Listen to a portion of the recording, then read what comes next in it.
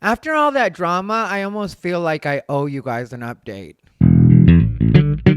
Everything bothers him. Be it Ocha, it's not going to be canceled. I repeat, Ocha will not be canceled. So be it Ocha, new start time, 11 o'clock, sign up, 10 p.m. Be at Ocha. He's unbothered. He calls it unbothered, but that's what's cute because everything bothers him. He's bothered. I'm a botherina. What's up, everybody? Thai Rivera here, the absolute best LGBTQ comedian in the world. Wearing my hair a little different right now. Bijou is currently enjoying a Whimsy's Alligators. Whimsy's Alligators, the never to be a sponsor of Unbothered by Thai Rivera. And I thought never to be mentioned again. But Bijou is really tearing that up right now. I guess when she likes him, she likes him. And when she doesn't, she doesn't. And it's just up to me to be a better pet owner and know what she means by her little dance. Does she want a regular treat? Does she want an alligator? I don't know. With these dogs, you try to figure them out as best you can. But sometimes it's like, I just wish you would speak English. You come here taking everybody's jobs. Wait. Anyway. So what's going on? Okay, so like I said, I feel I owe you guys an update.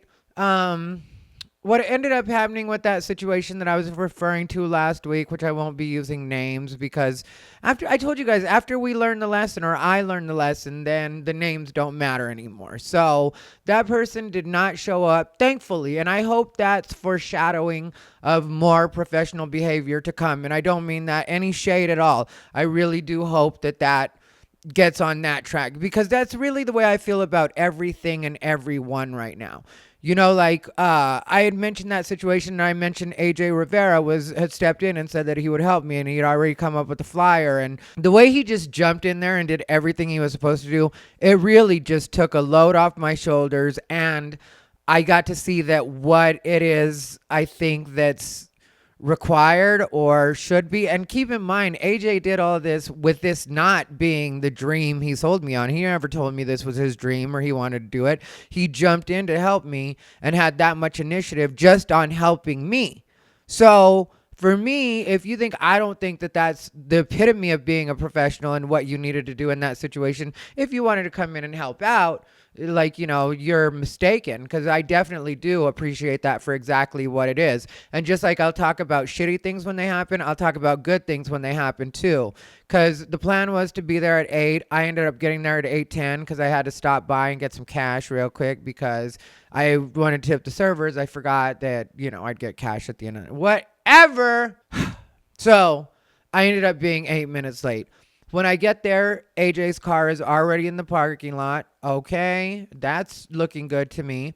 Then I want to finish smoking a cigarette, but I know I got to go inside. And I peek inside the window, and AJ is already talking to the owner about the sound system or whatever. They were standing near the speaker at the time, so I would assume it was to do with sound and stuff like that.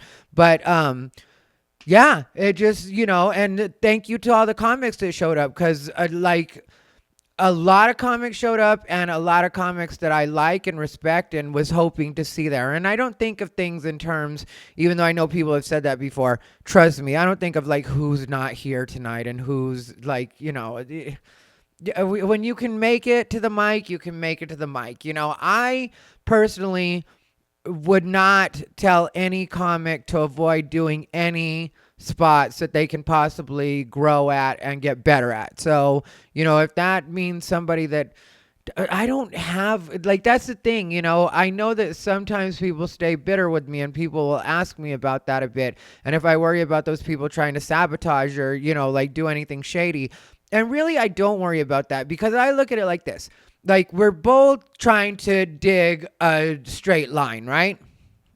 Just not full tunnel, but you know what I mean? Just dig a straight line.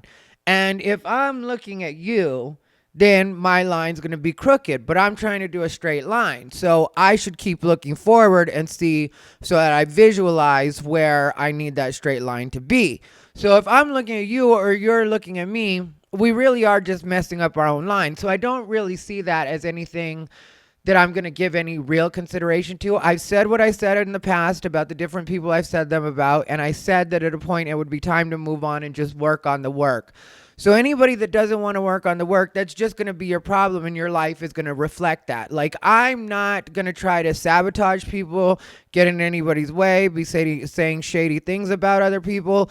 If you're running shows, if you're being a professional, if you're taking care of the comics like you're supposed to, if you're giving people stage time, which is much needed for newer comics, then I'm not going to have a problem with you, and I have nothing bad to say about you. If you're talking about me, like I said, that's just going to be on you, because I personally just want things to get better around me, and I see a lot of potential out on the scene. And I don't say that because I don't have to say that. You know what I mean? Like, as far as Ocha Bar goes, that was a really great turnout. And like I said, the good comics that I wanted to see were there. And like, I'm sure more comics that I didn't think of that night. James K. Johnson was somebody I wanted to see there, but he wasn't able to make it or whatever, but I look forward to seeing him there when he can make it. Randall Crab Meat Thompson, I hope, will bless us with his presence. There's kind of, I could name quite a few names that I definitely would like to see there, but didn't happen to make it that night. And I don't care, and I don't feel any way about that. Like, people have different commitments, and this should be an option. And if everything works out the way that I want it to, then it should naturally cycle itself out. And where some people are busy on a particular Thursday, some people will be able to make it. Where some people are tired, some people will want to do a set. And I just want to give people like a good quality open mic, yes, but at the same time show, where it's the comics that really are working on their stuff. And yeah, maybe you'll be doing some brand new stuff, but also throw in some of the stuff that works and works from the mic, to give people a quality experience, because people are going to be eating and drinking at the same time. If you saw the way the turnout worked out, it wasn't just comics in the room, and we want to continue to build that, you know what I mean, and make it what it should be.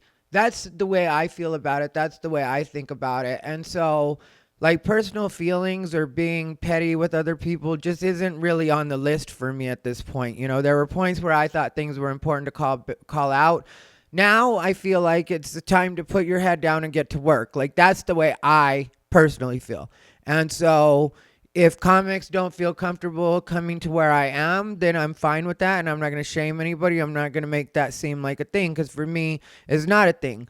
But just know that when you're ready to come down and work on your stuff, do come work on your stuff. I mean, like, I'll definitely welcome, like, I might not personally welcome people I don't like, but those people can just deal with AJ. But I'm not going to be hostile, and I'm not going to be weird. It's just like, if we don't fuck with each other, I'm not going to walk up and start bugging you if that's what you're worried about, or you think that kind of thing is going to happen, because that's not at all what I'm trying to have. I really didn't mean it when I said I wanted to have a Thursday for the comedy community. I want a place where people can go, have a good time, get their set in, get some drinks, get some food. I mean, the food is good there. It's really good there. I had the pad thai again, which is, I know, beginner Thai food, but like, I love pad thai. And so it was really good. And, yeah, I just want to keep seeing how much I can grow everything, and how much I can see my friends continue to grow. Because it really does, like, I don't think people understand exactly how much I love stand-up, in the way that I really do like watching people get better, and watching people grow, and watching their bits grow.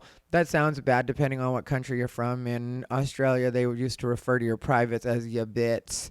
But not that I was in Australia for a long time. It was a very quick trip. But neither here nor there.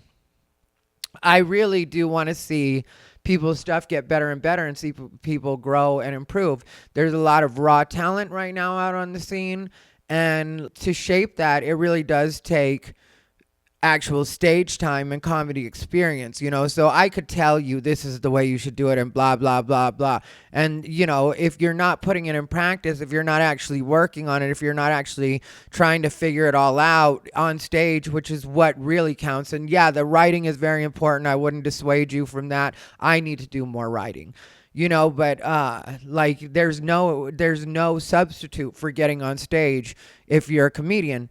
And so that's what I want to see a lot more of. This channel, I'll continue to do Unbothered once a week, but really the focus of this channel is going to be like hot topics, and me talking about things that I want to talk about, because this has been cool as an exercise or whatever, but it doesn't bring in the views that, talking about hot topics of the day on the days that I really feel them bring in views. So that's something that I have to consider just as far as the business goes. Also, on the business side, I have another room in the works right now, which is going to be a Saturday late night. And I want to do like a true Saturday late night. I just talked about it on Facebook. I joked and said I want to call it, "Hey, come do your coke over here."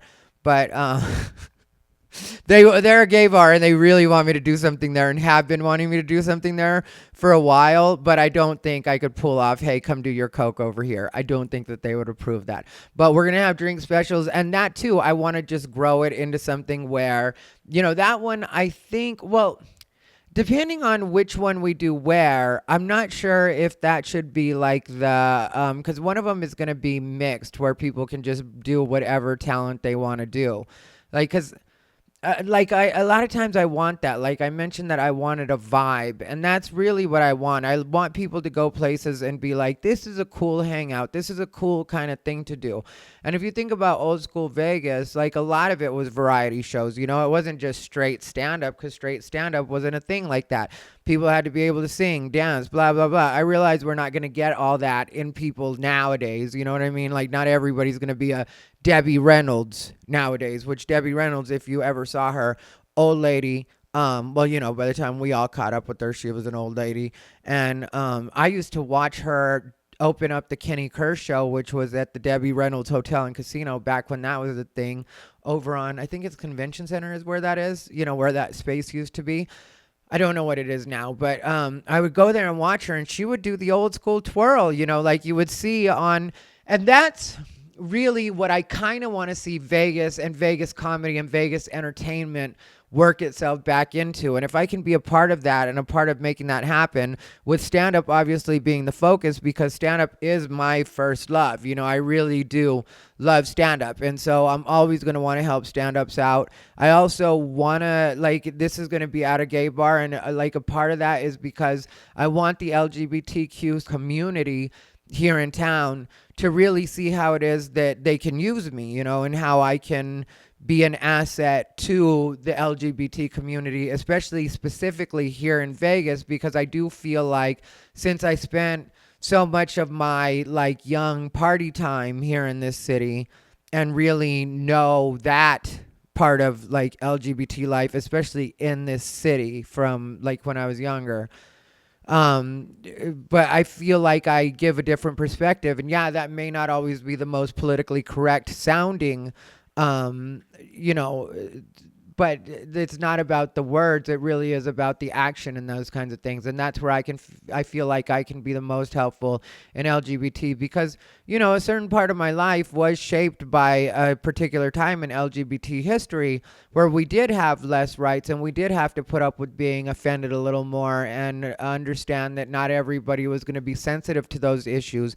And while I'm glad with the progress, or happy with the progress that we've made, at the same time, I can't help but feel like maybe sometimes some of that toughness would come in a little bit handy, instead of jumping the gun on every issue and making it seem like, oh, the gay community is whining again, because that's what the perception has become. So then you take a person like me that's a little bit more cool with, people misusing words or people having to learn, and willing to be a little bit more introductory about it with people instead of just assuming everybody's going to know these things. I think there is a place for both, and both could be tempered to a certain degree, but at the same time, they're both valid and important perspectives.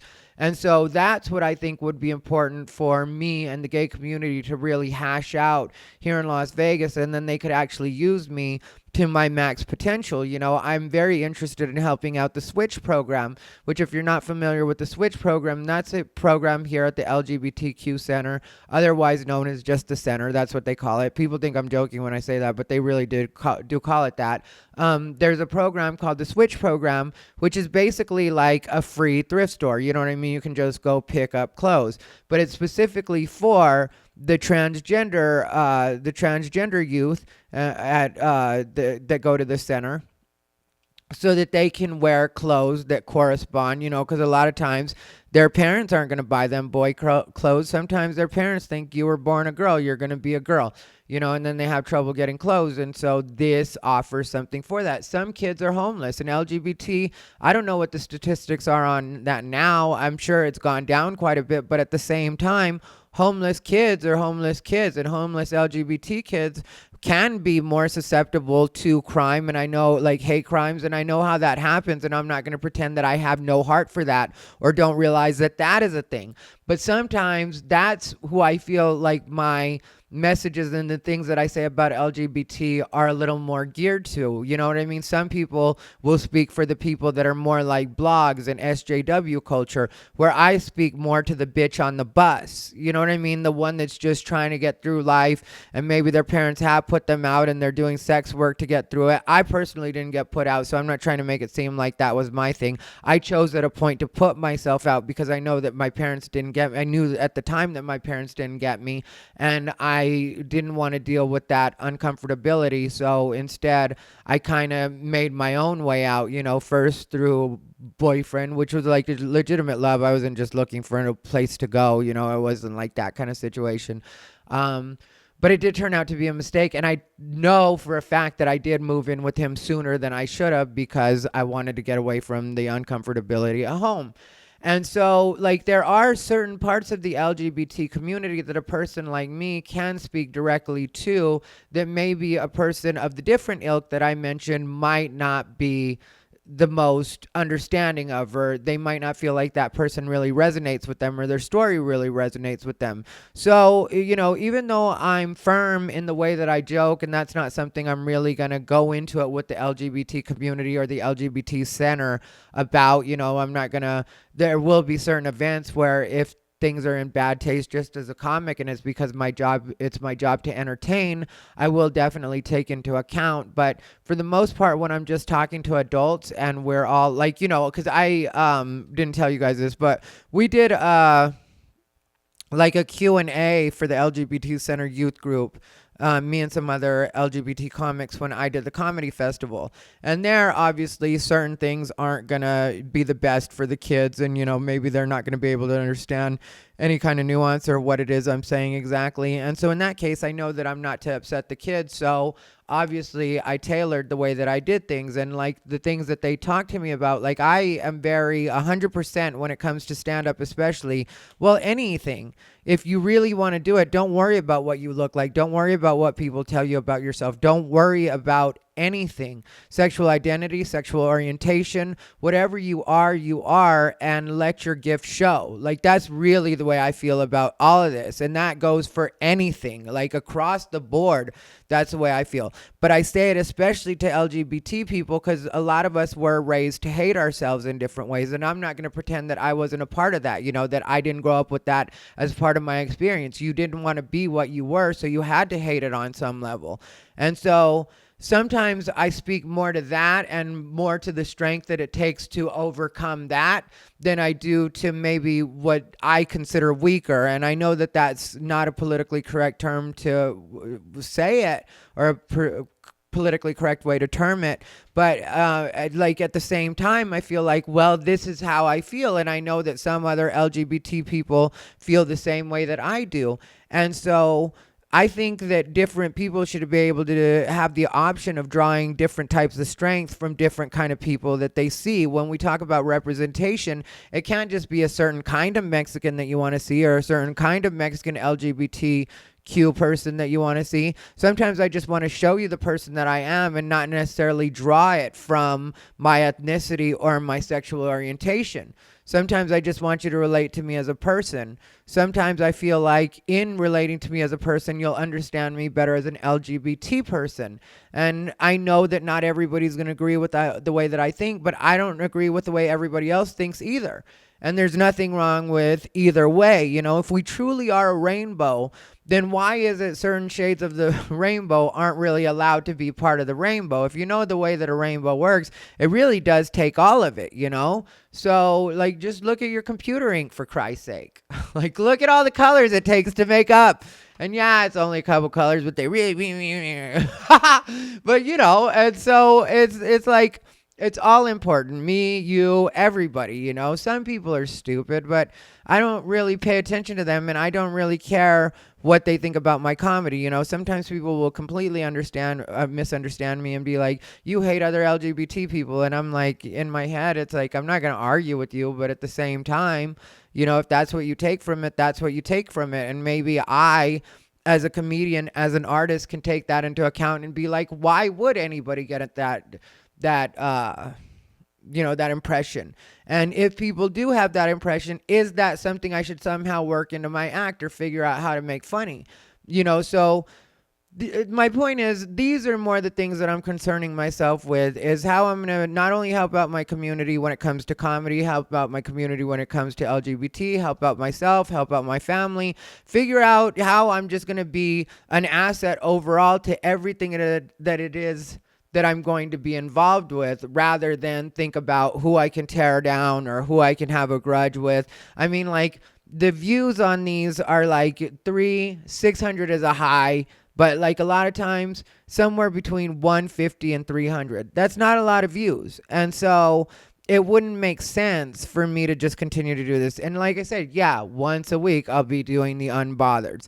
But as far as like me having drama with anybody on the scene, there should be no reason for drama. I definitely won't be starting any, and you can all check me out and watch the way I'm going to be doing things. Like I said, I'm just steering clear completely of everything. And if people want to do little things to throw salt or whatever, do whatever you have to do.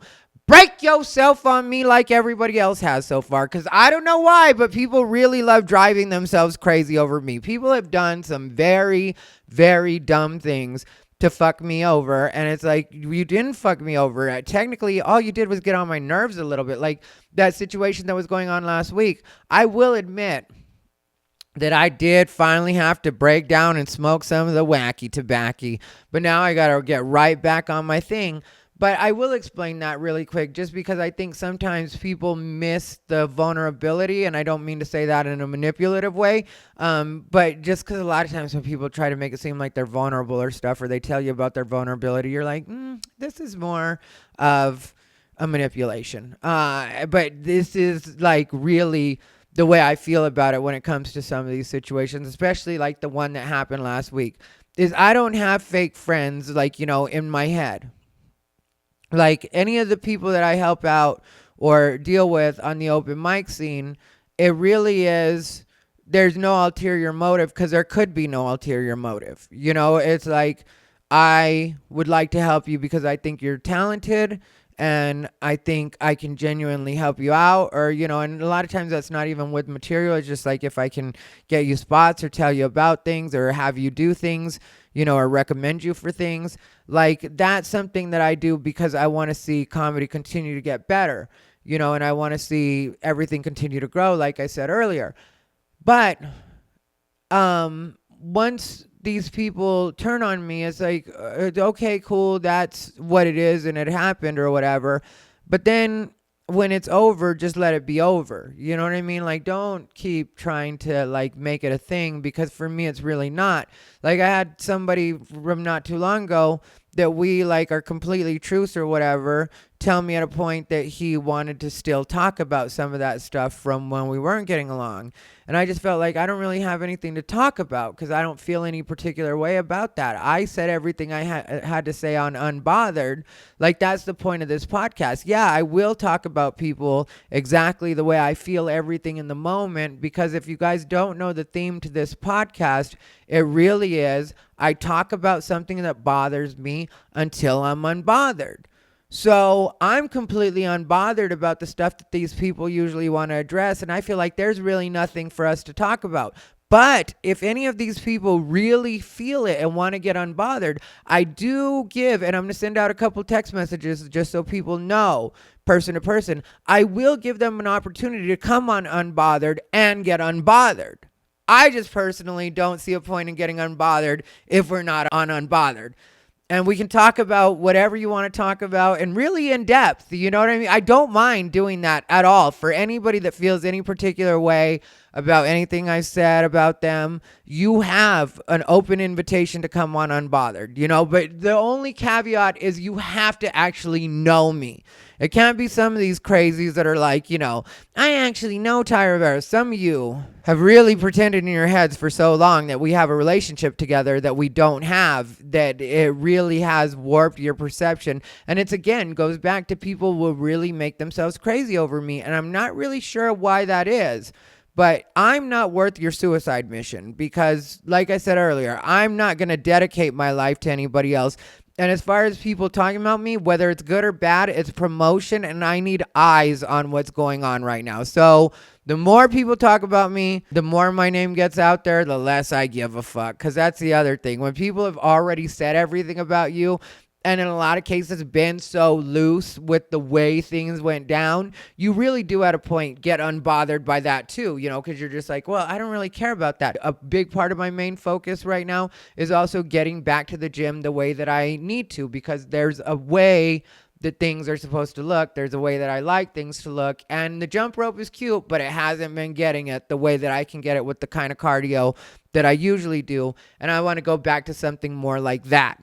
Then eventually I got to get my surgery for my hernia. There's a lot going on that makes it so. I hope everybody understands. I am going to have to concentrate on what I have to concentrate on. And if you need attention, you're going to need to find it somewhere else. Anyway, this has been Thai Rivera, the absolute best. And now my voice starts getting... Anyway, this has been Thai Rivera, the absolute best LGBTQ comedian in the world.